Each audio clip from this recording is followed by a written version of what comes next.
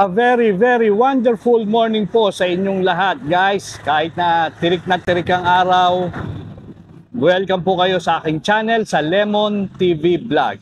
At nandito po ako ngayon sa pinakabagong branch ng e-bike and e-scooter superstore dito sa Malolos.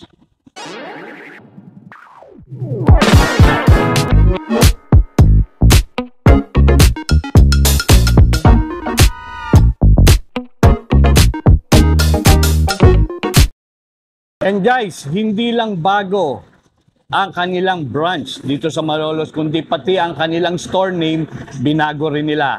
Ngayon, ang store name nila ay ang e-bike and e-cars superstore na. So itong bagong branch nila ay located dito sa MacArthur Highway, San Pablo, Malolos City. Katabi-katabi lang to ng Ford Motors Corporation. So kitang-kita nyo kaagad to dahil along the highway to. So guys, siguro magtataka kayo kung bakit from e-bike and e-scooter superstore nagbago sila ng e-bike and e-cars superstore. Yun na nga guys, kaya sila nagbago ng name dahil meron kaming i-introduce sa inyo at makikita nyo sa showroom nila dito sa San Pablo ang kanilang electric car. So from electric bikes to electric cars.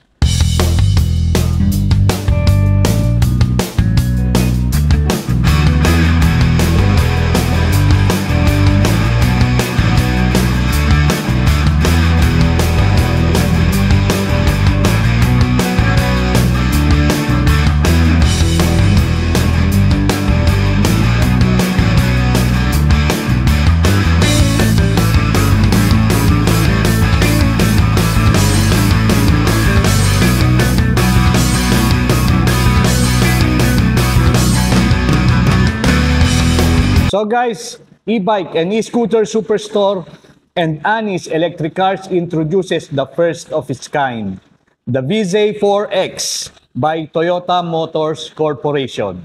The VZ4X is a 100% electric vehicle. The VZ4X is a 5-door, 5-seater, compact crossover SUV. Tindig pa lang guys ng VZ4X, panalong-panalo na kayo. At ang maganda rito, branded to guys, gawa to ng Toyota Motor Corporation. Astig na astig ang headlight nito guys.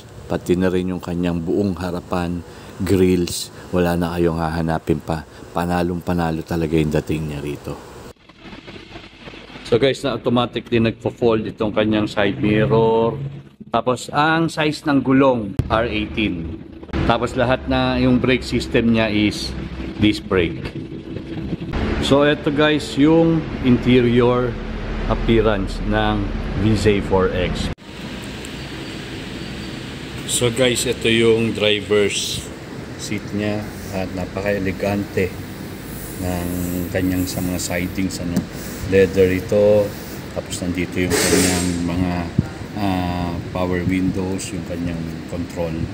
Nandito na rin yung control ng kanyang side mirror. So guys, ito yung mga functions ng mga buttons na sa steering wheel, ano? Yes po. So mag-start po tayo dito sa sa call. Sa so call. kapag may katawagan tayo, Okay. or hindi natin gusto tumawag sa atin or something, i-end call natin na pwede ring answer call. And call tsaka answer call. Yes. Okay. Then ito pong araw na to, ito po yung pwede nating pamilian or manual. Kumbaga, di na tayo pipindot sa dito sa ano natin. Just Pwede tayo entertainment. yes, kumbaga choices. Dyan. So ito naman po, ito po yung volume ng sasakyan natin. Volume. Yes po. So up and down lang naman po siya. So ito naman pong may nakikita po kayong parang ang sasalita. So pwede po dyan, halimbawa po may katawagan po kayo, pwede nyo po siyang pindutin para kahit hindi na po kayo magsalita sa cellphone once na nakakonect si parang hands-free, ano? yes po. Okay. So dito naman po sa kabila, so ito po yung kapag pinindot nyo po ito po yung halimbawa po mag-drive po kayo, no? Then syempre may linya tayo sa kalsada. Then kapag na medyo na lalagpas tayo sa linya, kapag nakapindot yan, Madidetect niya. Yes, madedetect niya tayo. Then mag-a-alarm siya para mabumalik ka sa linya mo. Okay. Kanyari, naantok ka. Oh, yan. Opo. Then dito naman po, ganun din naman po siya. Okay. Puro Yes, po. may mga sensor kasi Yes, ito yes, may sensor po siya. So, ito pong plus at saka minus. So, ito po yung bilis ng takbo niya. Halimbawa po, meron po kasi talaga sa mga sasakyan na halimbawa po sa NLEX, no, dire-diretso lang, ayaw mo na gamitin yung accelerator natin, pwede mo siyang timplahin dito. Parang ano siya, cruise control, ano? Yes, opo. Oo, yung hindi mo natatapaan yung accelerator kung saan na siya tumatakbo. Yes po. So, pag babawasan natin, siyempre, ima-minus lang po natin siya. Then kapag gusto na natin i-cancel yun, ika-cancel lang po natin siya. Pipindutin lang natin yung cancel, then magmamanual na po Manual tayo. ka na, ikaw na magdadrive nun, Yes, ikaw na magtitimpla. Yes po. Okay. Then dito naman po sa mode, ito po yung pagpindot natin, ito yung sa radio and Sa Bluetooth. radio. Okay. Yes po. Pag gusto po natin yan. So lipat naman po tayo dito sa makikita po natin itong dalawang araw na to na sa baba. Ito po yung brightness ng funnel board natin. Panel board. Yes po, kung medyo nasisilaw po kayo lalo sa gabi, masyado pwede po natin malinaw, babaan. Yes, ito lang po siya. Then dito naman po, ito po yung syempre yung pinaka-power ng sasakyan natin. Start. So keyless na rin po kasi siya, so mas maganda siya. Then dito naman po sa letter P, which is handbrake po natin ito. Okay. So, Ano na kakaiba siya, no? handbrake na po siya. Push button na yung handbrake Yes niya. po. Kapag inangat natin, yun po ang handbrake. Handbrake. Then kapag ibababa po natin, yun po ang release ng handbrake. Na-release na handbrake. Okay. So dito naman po sa letter P, syempre magka-park po tayo din. Okay. So Dito- automatic ka nga kasi ito guys eh. Yes. So, pe-press mo lang tong P. Yes po. Pa-park na yan. Sa Yes. park na siya, no? So, kunyari, drive ka. So magkapag mag-drive na po tayo, i-press lang po natin ito pababa, Pababa. then Yun. pakanan. Kanan. Automatic. Drive na siya. Drive na po siya. Tapos, pag reverse, Pag reverse press naman ulit, po, press ulit, kaliwa naman. kaliwa. Tapos, pag neutral, isang press lang Yes pababa. po. Isang press lang Yun, siya pababa. neutral. Ganun lang kadali, ano? Yes po. Kadali. Tapos, itong mga buttons na to, pang eco drive na to, no, boss? Opo. Okay, yung mga view, yung camera view. Yes, makikita po natin yung view natin kapag press Oo. natin ito mula sa taas, sa gilid, sa likod, sa harap. Bali 360 Yes, camera nito. Yes po. Snow, hindi naman natin kailangan guys na snow. Ito yung pagbasa ang kalsada. At saka ito ata sa park ata ito eh. Sa steering wheel po. Sa steering wheel, okay. Tapos guys, meron din sila ditong push button din to, no, para sa infotainment nila. Sa aircon po yan.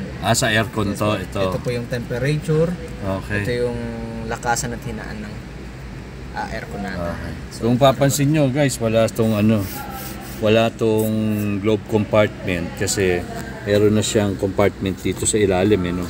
Yes. Tapos may USB rin to, di ba? Yes po, meron po tayong USB. Ang pinagandaan po dito, if ever na iPhone user po tayo, pwede po tayo iPhone. mag-charge. Yun. Ilalagay lang natin yung cellphone natin, then So, automatic mag-charge na po siya. iPhone lang siya, no? Yes po. Ang iPhone lang to. Pag Android, hindi mo pwede ilagay Hindi na po dyan. pwede. So, Meron naman po tayong nakaabang na USB dyan. USB. Yun naman pala eh. Charge po tayo ng So, Type-C, wireless Android. charging na rin siya, no? Yes po. Tapos meron dito dalawang cup holder at saka yan. Ayun, may globe compartment. Dito niya yung globe compartment niya. Yes po. Ito naman guys yung likod niya. Tignan nyo kung ganong Yung legroom niya. yung legroom niya. Napakaluwag niya. Oh. Naka-ano na to eh, no? Itong unahan niya to, naka-ano na to naka-adjust na sa likod eh. So boss, paano naman to? Ito naman po, nakikita nyo dyan, may aircon na po tayo dito sa likod. Yung may sarili ka ng aircon Yes po. dyan. Basta naka-open si unit natin, automatic naka-open na po itong aircon natin. Then syempre, dalawang Type-C charger. Type-C charger. Yes po. Kita nyo guys, oh. Pati yung leather ng kanyang upuan, ano? Napaka-elegante. Sayang nga lang guys, hindi natin mapapakita yung ano eh.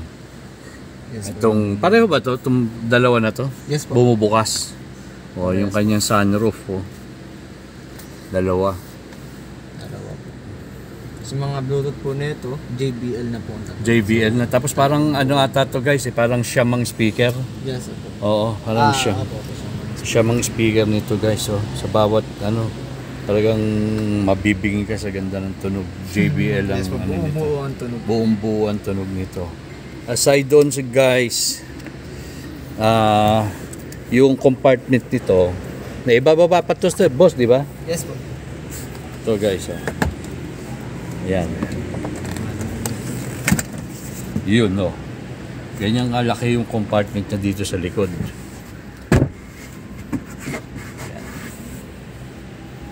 So, ang kanagandahan po dito, may libre Oo. na po tayong charger portable. May charger pa, may portable charger Yes, na kayong yes. kasama dito.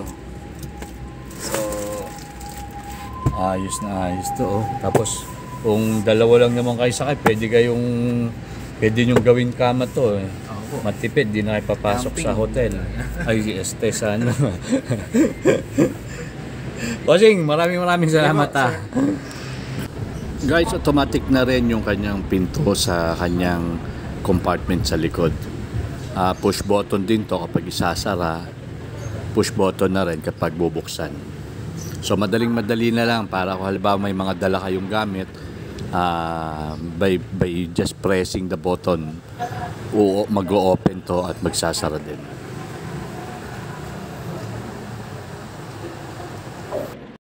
So pag nag-avail kayo ng VZ4X kasama na tong charging device nila na ikakabit sa bahay nyo para dito kayo magcha-charge. Ang average consumption niya is 11.6 kW per hour per 100 kilometers. Napakatipid na nun guys.